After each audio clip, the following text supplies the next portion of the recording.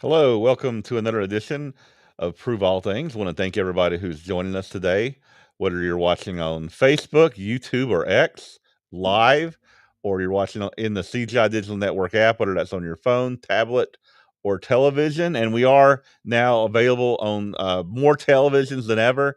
You can get us on Apple TV, Roku, and now additionally Google TVs and Amazon Fire TVs. So most smart TVs, you should be able to get the CGI Digital Network app and watch us live and watch all the other programs, sermons, Bible studies that we have available. I am joined with co-host Mike James. How you doing, Mike?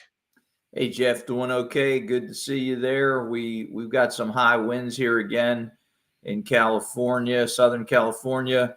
I lost some power last night, so I'm hoping everything stays together here. But we got it back on, and the fires are under control now. So that's going a lot better out here. Wonderful. I'm just waiting on some snow. Some snow's headed from the west, headed out here, and hopefully it's going to stay south because it's more of a southern type storm. So we'll see what happens. Yeah, again, that's pretty far south if it's south of you. Yeah. So it should be south of Atlanta, I think, most of it. But again, they never know until something happens. So the best the weather can do is tell you what's happening right now. The rest is just their best guess, I guess. Yeah, definitely. Yeah, hey, I'm heading up to Washington State to speak this Sabbath. So I'll be going to the Vancouver, Washington group up there. If anybody's up in that area, just find us on the website there, cgi.org. You can look under Washington for our church locations, and I'll be there at 1:30 p.m. on this coming Sabbath. So yeah, this coming Sabbath, I'm going to go to the Hendersonville, North Carolina church. So I know I've mentioned that before, and we had a visitor come because of that. So I'll be in Hendersonville, North Carolina this Sabbath for services with all the folks there, and that one of the newer CGI congregations that we have. So it's good to be able to travel up there. Right. Very good. All right, we're going to go ahead and bring in our guest today. Hello, AJ. How you doing? Good. Glad to be here. Hey, AJ, good to have you back. Thanks for having me on. You know, it means a lot that you have me on the second time, because anybody can keep that stray dog and pick him up and keep him for one night. If you keep him on the second night, that's huge. So yeah, I appreciate you having me on for the second time. Okay. Very good. Yes, very, very good to have you. We have a lot of guests, so if you could just give a short, brief intro, who you are, what you're all about, and then I guess go into your presentation today. Sure. My name is Abraham Joseph Sanchez. AJ works fine. I grew up on a 100-acre farm in Idaho. I've attended with various number of Church of God groups throughout the years. I'm a big proponent of God's law, his Torah, the Sabbath, holy days. I graduated from Ambassador College in '94, and I'm a contributing writer for several publications, including Herald of Truth, Acts Magazine, and I have my own blog site and YouTube channel, My Hebrew Roots. I currently live in the Houston area, just outside, with my wife and 6 kids, and we currently have a new addition to the family, Esther. So she is 5 Congratulations! months now. Yeah, so congrats. She's very easygoing baby, very happy all the time. So she's a huge blessing. She's definitely the most popular person in the family, so that's good. So. All right. Well, glad to have you back. And again, congratulations on the new family member. Thank you. I would like to talk today about the Torah, the first 5 books of Moses, the Pentateuch, and a lot of the lies and deceptions that have been said about the Bible, the Hebrew language, and where the Jews got the Torah from. Okay. But if I could talk briefly about deceptions, because there's a lot of lies and deceptions going on. And there's tactics that are being used that is sometimes very hard for us to comprehend. They play these games off our own psychology, and it catches us off guard. It catches me off guard. And this is when someone comes to you and they say they're coming to help you, but in reality, they're actually trying to harm you, or they're trying to take advantage of you. And they're very friendly, they're very charismatic, they're very logical sounding, and they show a lot of concern and help. But in actuality, they're a con man and a charlatan. You know, for instance, there was a study done on the drug Zoloft, which is marketed to treat anxiety and depression. Well, it found out that they actually shows 100% increase in anxiety and depression. And you're thinking, who would make a drug that cause the problem it's supposed to solve? You know, who would do this? And so you have this, they leverage this power of disbelief. And so to this day, they still sell about $500 million of this product a year, even though it's doing the exact opposite of what they say, because people just can't believe someone would be that dishonest. You know, it's like the Inflation Reduction Act. You can't print up more money to solve a problem that was caused by printing up too much money. You know, it doesn't work that way. You know, it's kind of like that friendly telemarketer that calls you up to let you know that your personal information has been compromised, and I just need you to verify your personal information so I can protect it. In reality, he's trying to steal your personal information. And so they leverage this power of disbelief. You can't believe somebody would be doing the exact opposite of what they're saying they're doing. And this applies as well to theologians. They do the same thing. They use the same tactic, you know, where they come to you and they say they're trying to help you understand God, and they're trying to help you on your spiritual journey. They're trying to help you get more out of the Bible, when in reality, they're trying to destroy your faith and take that belief system from you, you know. And a great example of this is this beautiful Bible atlas I've got here. It's called Biblica. The thing is huge, weighs about 50 pounds. I'm just going to set it over here. But I inherited it from my father, and it's beautifully published. It's got a lot of maps and timelines and photos of Israel, drawings, all these diagrams and timelines, and it has a lot of beautiful traditional paintings and depictions of biblical characters. You know, you would think to bolster your faith in God. But then when you start reading the text of it, you see some very odd comments. You know, they state there's no archaeological support for the patriarchs, for the Exodus, and many other stories in the Bible. And you're thinking, no archaeological support, nothing. And then what's really odd, this is the one that takes you for a loop, is you look at this map here showing the Exodus route from Egypt. And, you know, none of these routes actually crossed the Red Sea. And, you know, one thing I remember from Sabbath school, I don't know about you, but I kind of remember the children of Israel crossing the Red Sea somewhere, you know. Yeah. But none of these routes actually crossed the Red Sea. And then not only that, if you look on here, it shows the traditional route. The traditional route doesn't even cross the Red Sea. And so you're thinking to yourself, what are you talking about? The traditional atheistic route? Is the traditional route that red one? No, the blue one. The blue one's the traditional. Okay. Let me see if I can zoom in here a little bit so you can see. Yeah. Okay. Yeah, the traditional route, the blue one here, it doesn't even cross the Red Sea. They show it going through this little area over here. You know, between the Gulf of Suez and the Red Sea. Okay. Right. So none of the routes actually cross the Red Sea. Yeah, that red one looks like it's at the tip of the Red Sea, is what I was seeing there. Yeah. But once again, it definitely doesn't follow the route that the Bible has. So you're asking yourself, if you have no evidence to go on, nothing, there's no archaeological support to show where the children of Israel left Egypt. Well, wouldn't you think that you would have at least one of these routes follow what the Bible says, since this is a book made to publish to support the Bible, right? Right. I mean, that makes sense. Do you know who is the publisher of this? Or is it a atheist publisher, or what is it?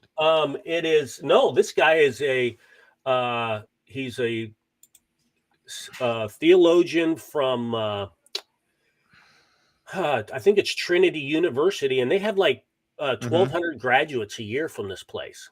And so he's a Wow. very decent, well-known theologian. He teaches ministers, and yet he has this book that he's publishing that basically is written by atheists for atheists. And so they come to you trying to help you with your faith in God, but in reality, they're trying to take it from you.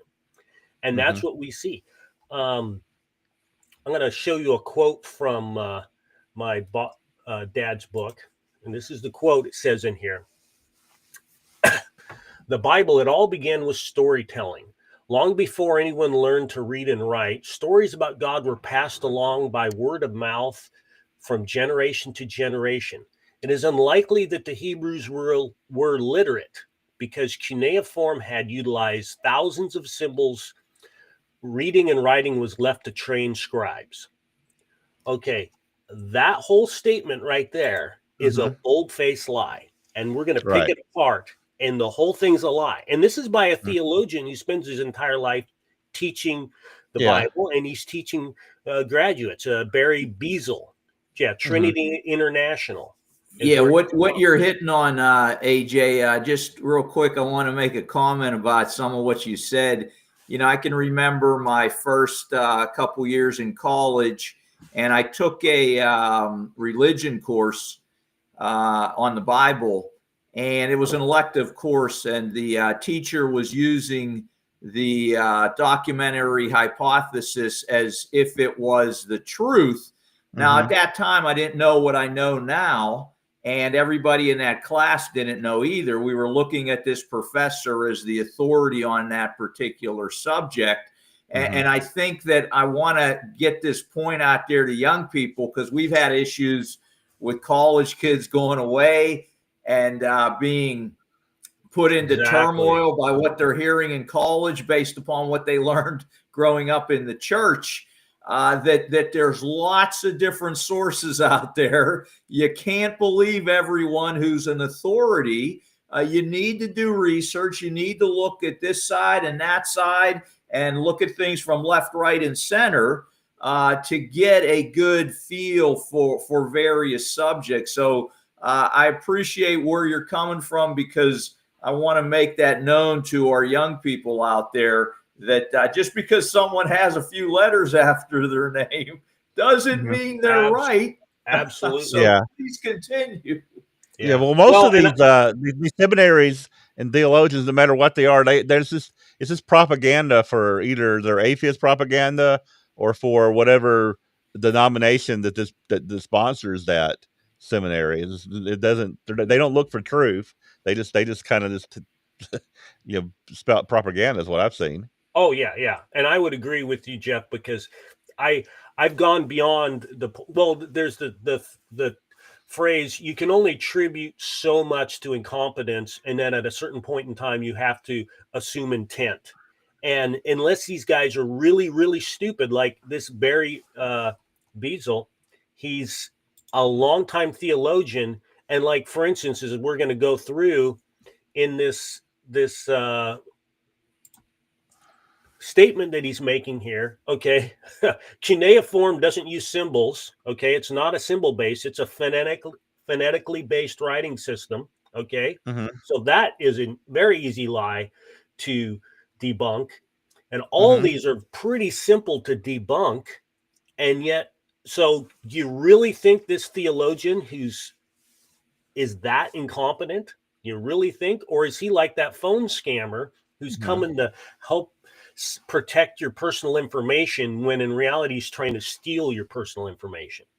And so that's the point I'm trying to make here. I don't think we can assume that they're that incompetent. You know, you have to assume intent at a certain point in time, and that's my point. And it definitely on this the documentary hypothesis is what I'm going to try and go through today. And it basically states that the Hebrews were illiterate till the 9th, 7th, or some even say the 5th century BC. And because they were illiterate for so long, the stories in the Bible were passed down orally, for 1,500 years after these events took place. And when it was finally put down on paper around the time of King Solomon or the Babylonian exile.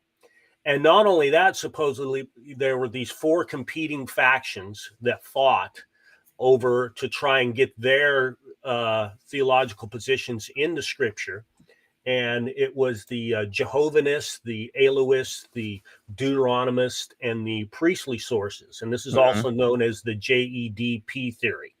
Right. And because you've got all these political fighting going on, the books being written 1,000 to 1,500 years after the fact, the point that they're trying to make is the first 5 books of the Bible are highly inaccurate. They're based on campfire stories, legends of folklore, the myths told at the local tavern.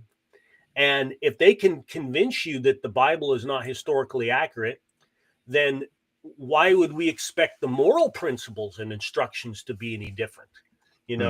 If there's no Exodus and there's no law given at Mount Sinai, then there's no moral instructions, there's no 10 commandments. And that's the goal of these con men, is to try and destroy your faith. And my point is, you can't assume they're that incompetent.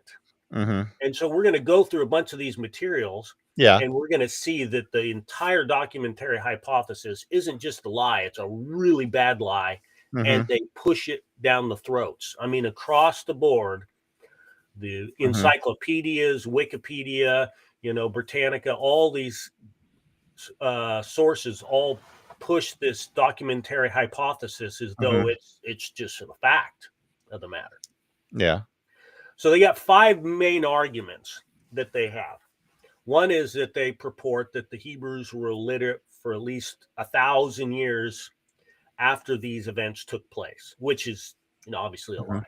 And then secondly, they're saying because the Hebrews were illiterate for so long, the Torah is highly inaccurate, historically inaccurate. And so it's full of all these historical inaccuracies.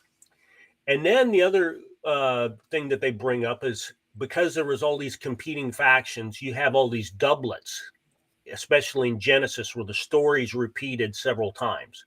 And they're attributing it to these political factions. And then they say, well, there's plenty of evidence to show the Pentateuch was highly edited, because there's multiple references that don't fit the time period of Moses. And so that's the other thing they bring up.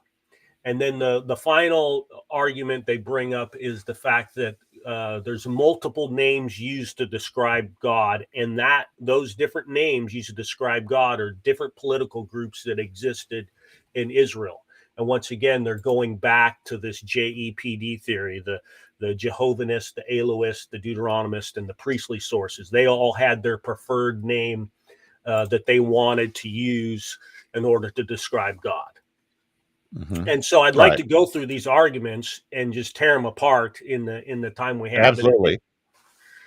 So the first one that's just absolutely ridiculous is that the Hebrews were illiterate till the 10th or even the 5th century BC. I mean, this is just, it's so stupid. I don't even know how to continue going on this, but every civilization. What evidence do we have that they were literate then? That we have? What evidence do we have? Oh, well, there's a cuneiform tablet. I'm going to get to them. We got cuneiform tablets written in Hebrew. But first of all, every civilization in the Near East, all of them, Sumeria, Babylon, Assyria, Transjordan, the Hittites, the Canaanites, all of them were using cuneiform as far back as 3300 BC. The Egyptians, they used some hieroglyphics on their monuments, but it was very common for them to use cuneiform when sending letters out through the Near East. And the other big thing was how commonly it was used. They've got a cuneiform tablets for very common things, personal letters, They have a Mhm. cuneiform tablet of what appears to be a preteen asking his dad for permission to punch the neighbor kid in the face. So you really, I hired a trained scribe to ask dad that I could go punch the neighbor kid.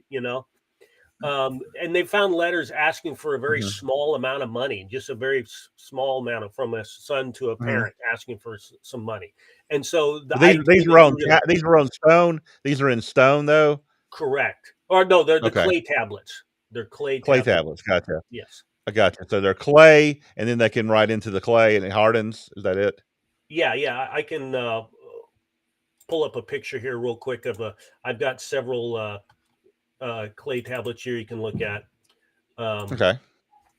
It's just they would take a piece of clay basically, and Right. they would form it. They get it to the right consistency, and then they would bake it. They would just take a piece of wood with a Mhm. triangle shaped wedge on it. That's all you need. All you need is some clay you get out of the ground, some water, and a Mhm. piece of wood, and you could start writing. That's it. 3 things. Not that complicated then. Not that complicated. Okay, so And that's what we see from these records. I want to show you this quote here from D.D. Luckenbill. He's an Assyriologist, and he writes, this material was cheap, which may account in part for the fact that the Sumerians, the Babylonians, the Assyrians seem unwilling to transact even the smallest items of business without recourse to a written document. Mhm. And it was so common that they even found a cuneiform tablet for a single bag of beans, 1 bag of beans. So if you're going to hire a Yeah. trained scribe to do that, you're losing money, Mhm. And so the idea that you had to be a trained scribe, like Mhm. old Barry here says, is a bold-faced lie. And he Right. knows it is. He's not that stupid. Mhm. Also, that in my dad's book, it states that they use symbols to represent words, kind of like Japanese, where you've Mhm. got each each word here has got a different symbol for it, and they're completely unrelated. You just have to memorize all these symbols. Well, with Mhm. Japanese, that's the case. We had some Japanese exchange students over, and it's very common for an 18-year-old not to be able to read the newspaper because you have to memorize all these symbols. It's a very hard Yeah. language to learn. And Mhm. that's what a symbol-based language is like. Well, that's not the fact with cuneiform. With cuneiform, you've got these different triangles, and Mhm. you build these different uh, letters, and each letter represents a sound. And once Mhm. you master all, what do we got here? 4, 5, 10. So you got 40 letters. Okay. 40 letters. Mhm. Once you've mastered those, then you can just start building your words just like English. It's a phonetically based language. So once again, he's saying that this is a pictographic or logographic um, language where you have to memorize all these symbols is Mhm. a bold-faced lie. So Right. yeah, no. So does this happen by accident? He says, "Oh, Mhm. I forgot. Oh, Yeah. I just didn't know that." So So this is something obviously, that we that see, parents could teach their children pretty easily. yeah, Yeah. they're trying to steal people's faith. That's what Right. they're trying to do. They're trying to steal people's faith, and Mhm. it's pretty disgusting.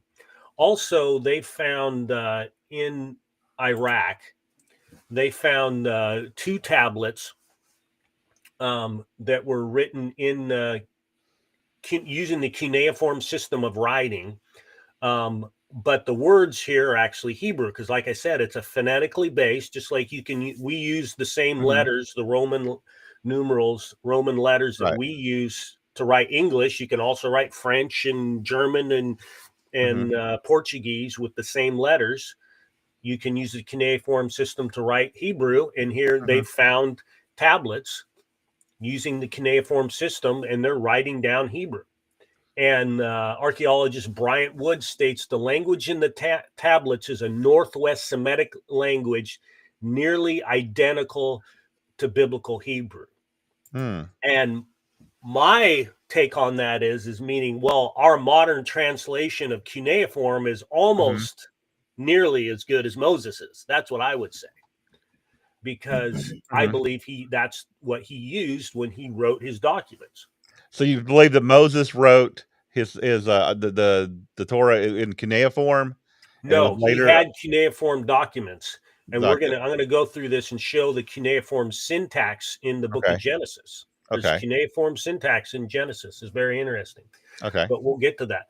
But it's very plausible he's a prince of Egypt, that he knew how to write in cuneiform. Everybody else was. The whole empire was. Right. Also around the 16th century, the Egyptians conquered Palestine, and they placed most all of Transjordan under their control, and they were charging them tribute. And so here you've got correspondence going back and forth, and they found these, what's known as the Amarna letters. It's 382 letters of correspondence between the Egyptian pharaoh and the Canaanite leaders, and they're asking for military support. They're being attacked by these Hebrews. I wonder who that could be, right?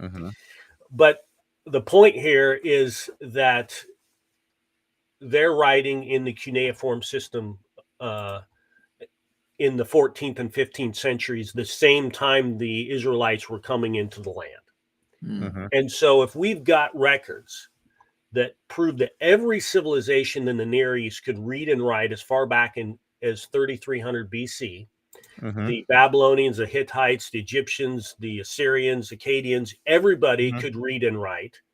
But supposedly those Hebrews, they chose to be illiterate, 1,000 years after everybody else, and they somehow did business with everybody. I mean, it's pretty ridiculous. Yeah, they're not believing in the Bible, and that knowing that civilization came from Noah and his sons. I'm sure Noah was literate and was able to teach his sons, and then his sons would teach others as the civilizations were formed and cities were made.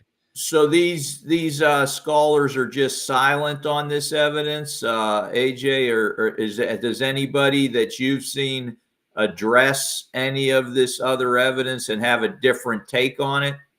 No, it's okay. It's kind of like the fake news when they have pieces of evidence that they don't have an answer to it. They just ignore it and pretend like it doesn't exist. Yeah, I think that came up with when we were talking about Daniel with you last time.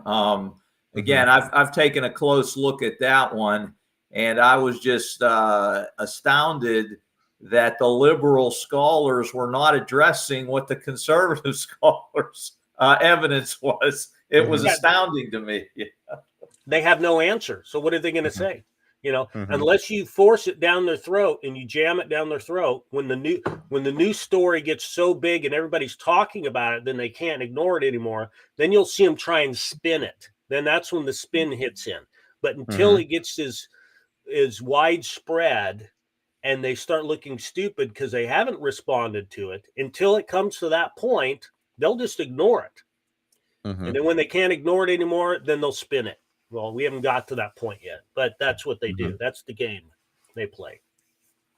Recently, in 2020, Dr. Scott Stripling, he found this lead curse tablet up on Mount Ebal, and he was able, through certain type of radio imagery, to read what was written on the tablet, and found out it had a phrase in there written in Paleo Hebrew, and it's dated to the 14th century BC. So here you got Hebrew written. What is a lead tablet? I haven't heard of that before. Yeah, what is that? Well, if you read in certain languages in certain fonts were based on the method in which you're writing them down. And one of them is in an inscription where you're inscribing. And the nice thing about Paleo Hebrew is it's usually straight lines, mostly straight lines. And you can write it on, parchment, which is animal hide. You could write it on papyrus, and you could also inscribe it. It would. In the book of Job talks about that. Remember when Job says, that I wish I had some lead and a pen." He's meaning a nail. Oh, right. And they would take some lead and they would heat it up on a pan and make it out flat, and then they would inscribe on it, and then you could fold it up and you can hand it to it. Okay. And so that's what this is.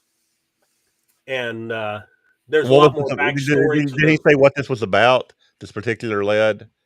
It's the Mount Ebal curse tablet. If we got the time, it's a very interesting topic. The Mount Ebal curse tablet. Let me see if I can pull it up here. The whole inscription. It's based off of the. Here we go.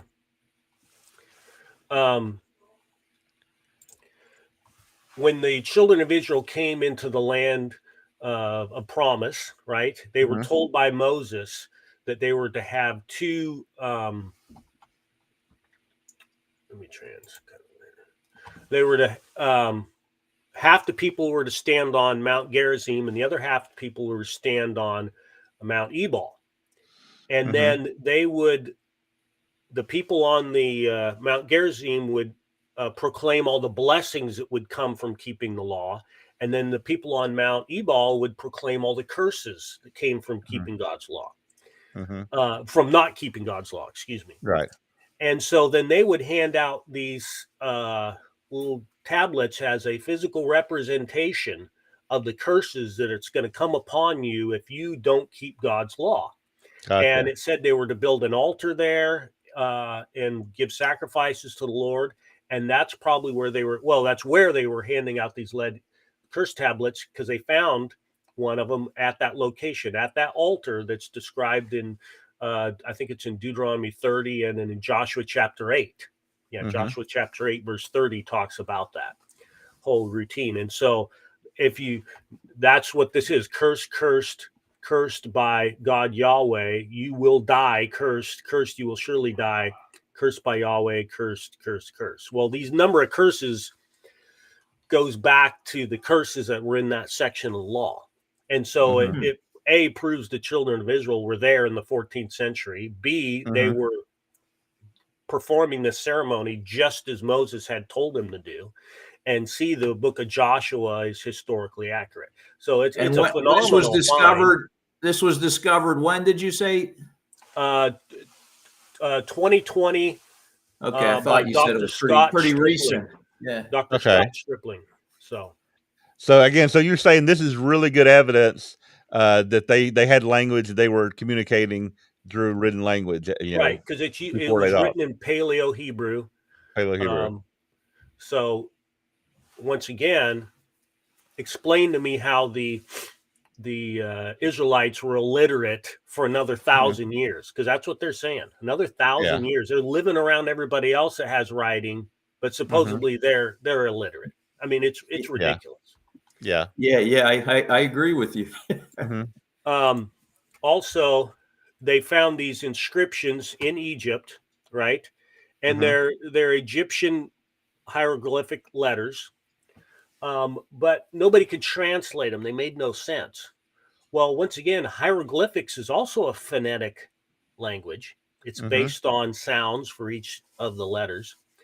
And finally, somebody realized, hey, if we sound this out using Hebrew, it actually makes sense. And here's the translation you can see. And this is if you use these letters and you assume they're phonetically Hebrew. And it says, the Lord of peace, awesome God of all, great united nation of Egypt. And so here you've got Hebrew being written down using Egyptian hieroglyphics. Once again, so all the other Semitic people all knew how to read and write. And who are these Semitic people that's in Egypt at the time, right?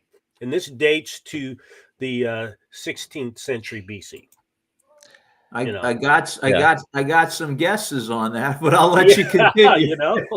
Yeah, you know what? I think what these scholars or these guys try to tell us that the people back then weren't as smart as we are today, and that makes no sense. They're just as smart, just as capable as we are today, and that's where their flaw is, I think, in their reasoning. Yeah, and they're just suppressing the truth. They're Right. just suppressing the truth. That's all it is. They also found these monuments out in the Sinai Peninsula, and they're scattered all throughout this one valley. And once again, they're written in Egyptian hieroglyphics. But if you look at the words on there and you start trying to translate them, you realize once again they are written in Hebrew. They're Hebrew words written with the Egyptian hieroglyphics. And this one in particular that's very interesting that they translated. Here you can see the translation. Now you don't know what he's talking about because a lot of it was damaged, but it says, "Our bond servant had lingered. Moses then provoked with astonishment. It is the astonishment because of the lady." So once again, why is this being written in Hebrew using Egyptian hieroglyphics? Why is it referring to Moses? And why is it out in there in the Sinai Peninsula? You know, and this was written how many years BC? they date it to the 14th century, 15th century BC. Okay. That's right in there in the pocket, the sweet spot. Right there in the pocket. Yeah. You know, and once again, they won't talk about this stuff because they have no response to it. The other thing that was interesting is Alan Gardner, which was one of the premier Egyptologists of the 20th century. Very early in the 20th century, he wrote a paper entitled "The Egyptian Origin of the Semitic Alphabet." And he spells out specifically how the Proto-Hebraic script came from Egyptian hieroglyphics. And he has a chart on his paper in his book, almost identical to this one here, where you can see this slow transition and the connection between the Proto-Hebraic script and Egyptian hieroglyphics. Like here you see the ox's head here at the top. Right. This is the Proto-Hebraic script, and here's Egyptian hieroglyphics. They're almost identical, you know. And well, then you can see how it's morphed. This is just an ox's head that's been turned, right? Yeah. And then eventually is where we get our A. Well, the sound aleph is an ox, and that's where that sound comes from. And so obviously they use the cuneiform script, and then they migrated over to using the Egyptian script. And you can see this with 22 of the letters. You can see this slow transition. You know, look at the snake of Resh, or of Nun, excuse me. And then water, Mim is almost identical. As it transfigures over. This also fits in historically when you just look at language, look at the Romance languages and how they're all connected and, very similar. There's words that are the same that are in different languages. So it fits, man. It fits. Yeah. Yeah. And once again, this material's all been buried. Nobody wants to talk about it because they want to push this atheism. And I would really like to hear him explain, this chart to me, explain those monuments, explain these. And there's quite a few other. They've found pots for wine where they've held wine in. Once again, they're written in, the words are Hebrew, but they're using the hieroglyphic script, and they find these in Jerusalem. Explain to me how this got here. And they have no explanation. It's, because they just want to push their atheism. My belief is because most all this stuff has come out just recently, the only reason we have these monuments and those stone inscriptions is only because they were physically too big to bury or destroy. I think there's a lot more evidence out there. If you think about it, the only evidence we have is these huge monuments that are like 10 feet tall. I mean, how are you going to throw that in the back of your pickup truck and bury it into the landfill so nobody sees it. Mm-hmm. So yeah. Again, there wasn't paper or computers back then, so yeah, it's a lot easier to keep everything we write now. Yeah. So I'm assuming there's a lot of fraud going on here. And Okay. so the bottom line here is it's an utter lie to say that the Hebrews were illiterate till the 10th or 5th century. It's just ridiculous. Mm-hmm. The second argument I'd like to address is that because the Hebrews were illiterate for so long, the Torah, the first 5 books of the Bible, are highly inaccurate, historically inaccurate. They don't match the times of the day. And that's what they all say across the board. We don't know anything about how the patriarchs really lived. We only know about how what the customs were of the people who wrote the narratives, because they superficially imposed these belief practices on these older legends. Well, that's what the founder of the documentary hypothesis, that's what he's said, and that's what they all preach. Wellhausen. Yeah, Wellhausen, exactly. Well, that's absolutely not the case. It's another great example of one of these lies. I want to read you this quote here from John Bright in his book, The History of Israel.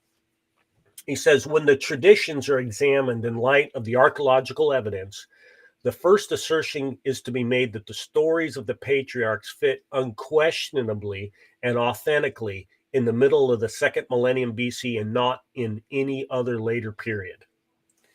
And we're going to go through some of these examples and show how specifically these customs, especially of the patriarch period, they're not the customs of the Israelites after the law was established or even later on. These are specifically customs that were only used in Mesopotamia, and that the Jews really don't know a lot of them mean, because these records have all been lost. It's only been recently, since we've dug up these cuneiform tablets, the Mari letters, the Nuzi letters, several other clay tablets, we start learning about these practices, Hammurabi's code.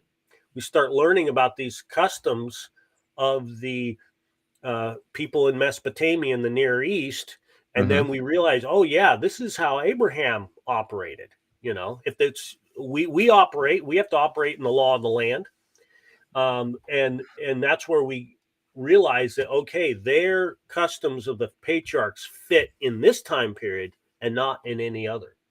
Here's a quote here from William F. Albright, and he says, the narratives of Genesis dealing with Abram now may be integrated into the life and history of the time in such surprisingly consistent ways there can be little doubt about their substantial historiography. Meaning, once again, these customs fit in that time period and not in any other time period. And just to give a little context, you tell me if I'm wrong, AJ, with all your study on this, but when you look at Wellhausen and the biblical critics of that time, like the 1800s, that was a big thing at that time, right? Everybody was attacking the Bible. Everybody was, because of evolution, because of all this new knowledge, people thought, oh, this is my opinion. And it went for a while. But as we get into the 20th century, they start to have all these discoveries that now the documentary hypothesis, I mean, in the 1970s, it's been put aside. They've come up with other ideas to try to support it in different ways, like evolution. But you would acknowledge that most scholars agree that Wellhausen's theory is not something we should be teaching exactly that way, even though some still do. No, as far as I know, they all still teach it. I see some of these seminaries. This book of my dad's, it's only 10 years old. Yeah. There's a lot of these professors. Don't you think they've altered? I'm hearing some of the liberals saying that, hey, they still may have the theory, but it's not what it was when Wellhausen created it. They've played with it to try to make it fit. But there are some who are totally against it too. I'd like to see that. I hope you're right. I really do hope you're right, because all I see is the contrary. It's just like evolution. Well, like with Wellhausen's theory at the time, because this is before formal archaeology had come into play. They hadn't been able to decipher cuneiform writing yet. And so at the time, all they had was the Phoenicians. That's where we get our phonetics from, the word phonetics, because at the time we thought they had created that system of writing. And so at the time, they might have thought writing was unavailable to the Hebrews. But we've gone so far beyond that. Within a very short period of time, it was debunked, but they kept that same lie and they just kept going with it. It's just like evolution. They kept the old lie because they got everybody on board and they sold it, and then they just keep going with it. Hey, we got a question here, AJ, from Life Lessons. There's the question. I think I've got an answer, but I'll let you address that question. Their answer: do ancient historians such as Josephus or Berosus support your assertions? Josephus doesn't really talk about where they got there from. They say he refers to the prophets, which is what I'm saying as well. All this material had to get passed through the hands of a prophet. But there's a good indication in the Septuagint that they knew there were these other documents that was put together to form Genesis. And I'm going to get to that material here in a little bit if we got time. I think for Life Lessons, I think your question, when you look at the Wellhausen hypothesis coming hundreds, thousands of years after these historians, I don't think that was like in the mix back then, that they were thinking about that in that regard. So that they could really address this one way or the other. Yeah. So I'd like to show a few examples of how historically accurate. If we have time, I can cut some of these out if we're running out of time, but just showing how historically accurate the New Testament or the Pentateuch is, and especially the book of Genesis. One thing that's kind of interesting is that during the time of the patriarchs, we see a situation where they had the ability to travel freely. This is a diagram of the travels of Abraham, Isaac, Jacob, Eleazar of Damascus, and how they traveled freely throughout the Near East. Well, by the time we get to the 16th century BC, all of this changed. They were involved in empire building, and the whole entire landscape changed to this, where you've got all these empires controlling everything. So by the time the children of Israel come out of Egypt, there is no freedom of travel. Everybody's got these warring empires going against each other. And that's where you have this Leo Opperheim. He's an Assyriologist. He says there's very few periods in time in the history of the region when a private person could move around so freely. And once again, that's what we see in the book of Genesis. It represents that. In the time of Israel, they had enemies on all sides. They couldn't just travel around wherever they wanted to at any time. Interesting. Another good one is in Genesis 20, we hear about how Abraham moved to the city of Gerar. Well, by the 18th century, so this is like 100 years, 150 years after Abraham, that city was destroyed and had never gotten rebuilt. So there's a very short window of opportunity when the city of Gerar could have been occupied and he could have had this interaction with King Abimelech. Another good one is in Genesis chapter 12. We learn that, the Pharaoh, Abraham was a little worried about Sarah getting kidnapped by these Egyptians, and he tells her this ruse that we're going to play, right? And then we read that when the princes of Pharaoh saw how beautiful she was, and they took her, the Egyptians saw the woman was very beautiful, and the princes came and took her to Pharaoh. Well, you're thinking to yourself, if Abraham was afraid of her being noticed, how did she get snagged so quickly? You think he would kind of keep her in the tent or somewhere hidden, right? Well, Okay. we learned, and this is coming from K.A. Kitchen, he's an archaeologist. We learned that during between the 16th and 20th centuries, the Pharaoh had kept his headquarters, his palace in Rawadi, right there on the edge of the caravan routes. And he had scouts that would go around and find he had this attraction to these foreign, sexy foreign women, and he would take them to his palace. And he had these scouts looking for him. So once again, that's how he found out that she was very beautiful, is because he had these scouts looking for him.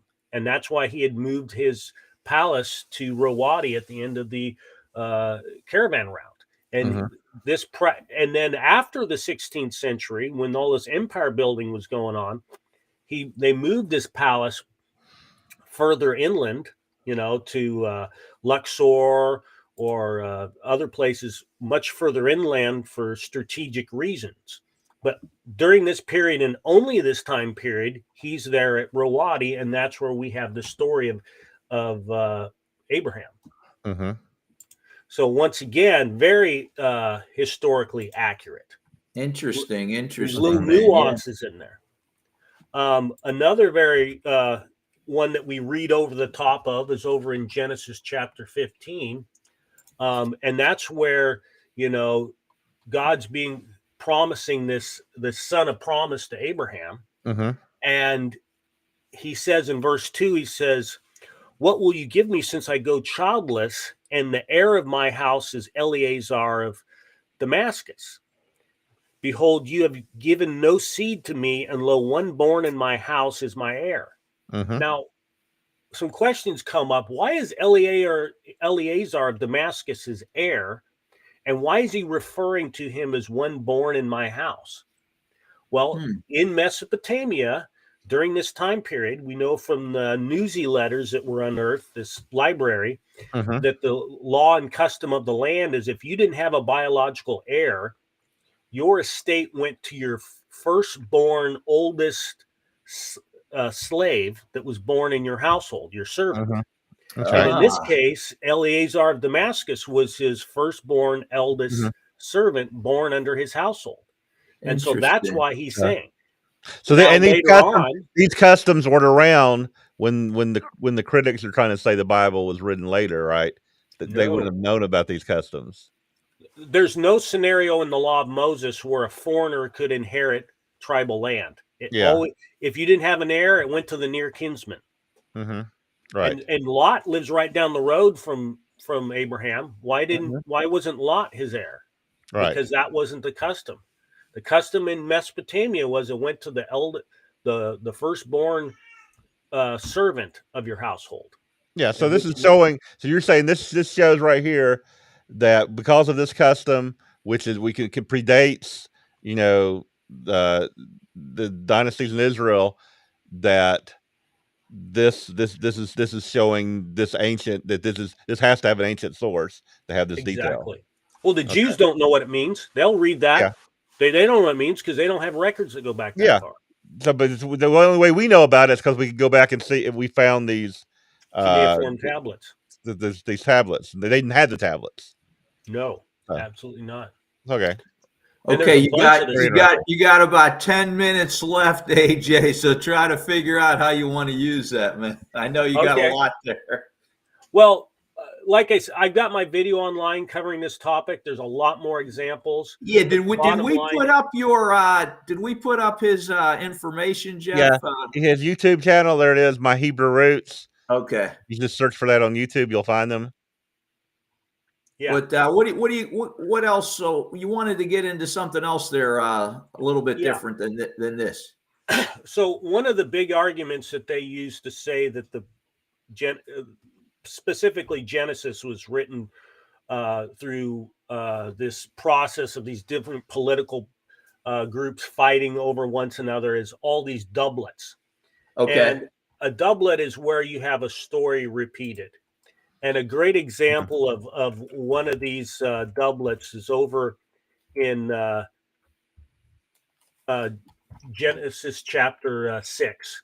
And we can see that here, where the Lord saw that the wickedness of man was very great, and his heart was only evil continually. And then he says, I'm going to destroy man who I've created. And then later on, they repeat the same story again in verse 11. The earth was corrupt and filled with violence. And then he says, I'm going to destroy them with the earth.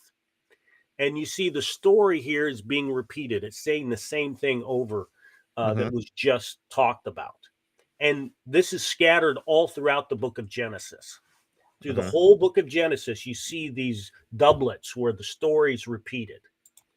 And they're saying this was the political parties. They couldn't get along, so they both told their story separately, right? Right. Well, however, there in every single situation, you've got a doublet. And I'm telling you, every single one, there's this phrase that's found in between the doublets. Okay. And it's right here. These are the generations of Noah, right? Or Adam, or Ishmael, or Terah, or Jacob, or Shem. Right. And every single time you see a doublet, you see this phrase, this is the generations, or this is the book of the generations. Or you see that with Genesis 1 and 2, right? With they say there's two stories of the creation, but I'm seeing that same phrase in Genesis 2 that you're mentioning. Yeah. Okay. Yeah. Genesis 2:4, the book of the origins. Yeah. The book of the origins of Adam.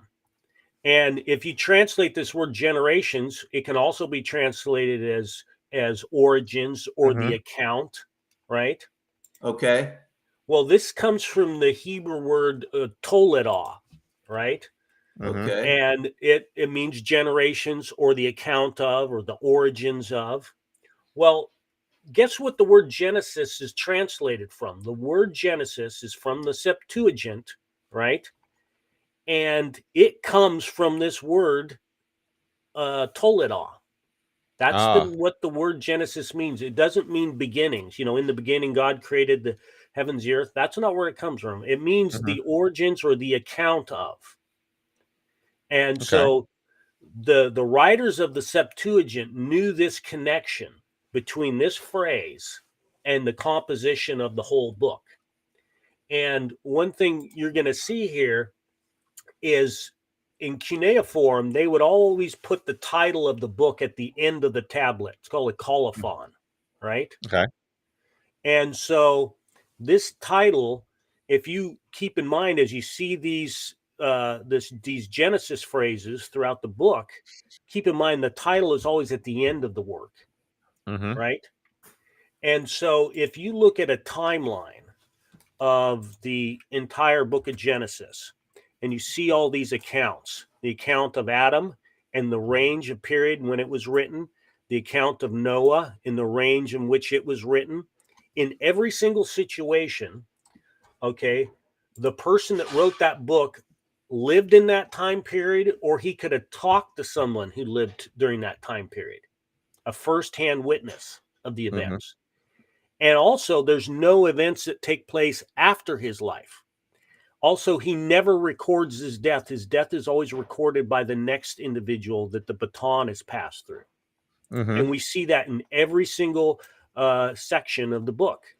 Right. This reoccurring phrase and this reoccurring pattern where in every single section, you've got the author is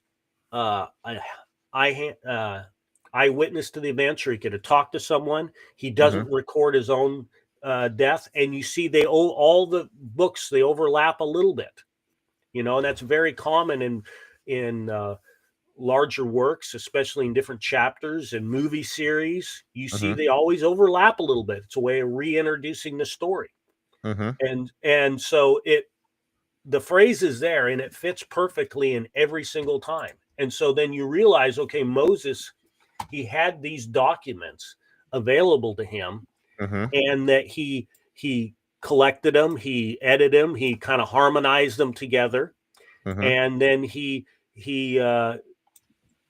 formed this book. He translated it from cuneiform script writing to the hieroglyphic Proto-Hebraic script. He wrote them on animal hides, and he harmonized it all together, and that's where we got the Pentateuch. And that explains for the high level of historical accuracy, and it also explains all these doublets that are in there. And so it all makes sense. It all lines up. And once again, this information's been out there for a long time. I didn't stumble upon this myself. And why this argument is never brought forward of why we have these doublets. Why is it so historically accurate? They never bring this information up. Show me how the Hebrews were illiterate till the 5th century. They never bring this stuff up. I get your point. Do you know the source of this particular theory on the use of the word generations and origins there? Like where did that idea originate, if you have any knowledge on that?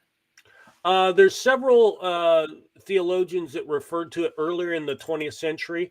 A lot of it comes from this book here, which is the Ancient Records and Structures of Genesis by P.J. Wiseman. And he's got a lot more information in there on it as well. No, because I like the theory. Yeah, it makes a lot of sense. Very good.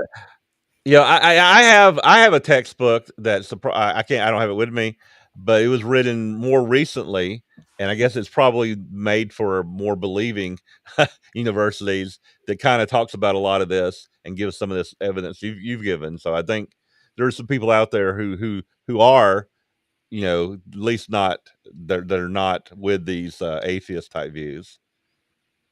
Yeah, and they know this stuff, and they just purposely suppress it.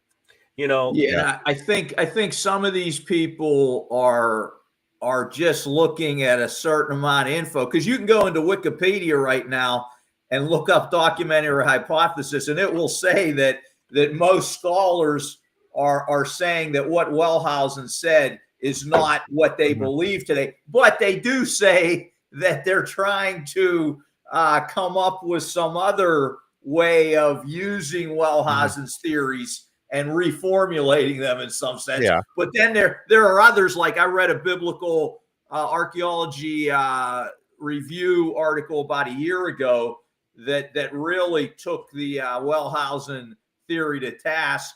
At least depending on what you think of BAR, you definitely will find some liberal stuff in there, but every once in a while you get some BAR has gotten bad in some of those articles. I had a subscription, I canceled it. It was I understand why, but every once in a while you will find something more of a conservative bent in there, Bible in Spades is a better magazine. All the good archaeologists that contributed to BAR, they've all jumped ship, and they're over there at Bible in Spades. So I would recommend that over BAR. All right, AJ, we got in Spades. I get it. Okay. Hey, we got to wrap up, AJ. So is there anything you want to additionally bring out, or anything you want to conclude with today? Just to remind people, especially like you said, our younger viewers, to keep in mind that these dirty tactics are there. There's a lot of these theologians are just like those phone scammers. They come to you, they say they're coming to help build your faith, but in reality, they're trying to steal your faith. And it seems weird that a theologian would spend their entire life studying the Bible, speaking all these nice words about the Bible, and then at the same time trying to undermine the authority of the scriptures, but they do it. It's just like that phone scammer, and you got to go critically look at their information, get other viewpoints, or they're going to take you for a ride. It's unfortunate, but that's the case. Yeah, I guess as Christians, we have to be critical thinkers. We can't just accept the book just because that's what it says. You got to know what is their motivations, who wrote this. Those things that we should be wary of. So thank you for bringing this out to us today, AJ. Yeah, No good problem. stuff, man. Yeah. Learned a lot. Thank you. We're gonna get you back, okay, with another subject. Okay. All right. I'll try All and right. have less information next time, so I'm not getting so.